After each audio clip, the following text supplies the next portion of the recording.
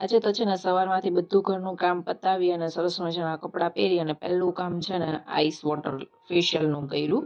અને છે ને ભાઈ આ મને એટલું ગમે છે ને કે મારી લાઈફનું રૂટીન બની ગયું છે ને. પછી આઉટફિટ ચેકઆઉટ કર્યું અને છે ને ભૂખ લઈ ગઈ હતી ને તો પછી એક બનાના ખાઈ લીધું. જો કે કેરીને એવું બધું હતું પણ બહુ કંઈ ખાવાની ઈચ્છા હતી નહીં. અને પછી છે ને આજે 11 છે તો રાજી મામીના ઘરે જમવાનું હતું, એટલે રાજી મામી ઓલમોસ્ટ બધું કામ કરી નાખ્યું હતું, બસ ખાલી એક રોટલી જ કરવાની બાકી હતી.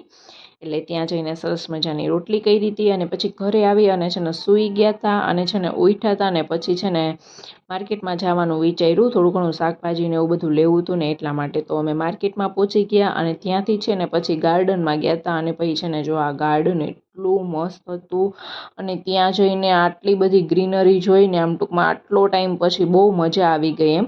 અને ત્યાં હિંચકા અને લસરપટ્ટી ને આવું બધું ઘણું બધું હતું. બાળકોને તો બહુ મજા આવી જાય, મારી રાધાને તો બહુ મજા આવી ગઈ હતી.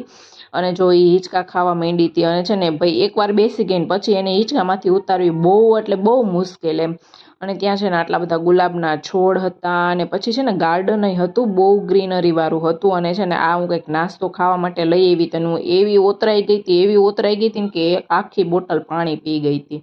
પછી થોડી વાર છે ને હું ને રાધા અને ત્યાં રહીમાં. અને છે ને આવું ક્યારેક ક્યારેક ફેમિલી ટાઈમ સ્પેન્ડ કરીએ ને એટલે બહુ મજા આવી જાય. જોકે અમને તો બહુ ઓછો ટાઈમ મળે કારણ કે ચિરાગની જોબ અને પછી રાધા અને બધું બહુ મેનેજ કરવું અઘરું છે.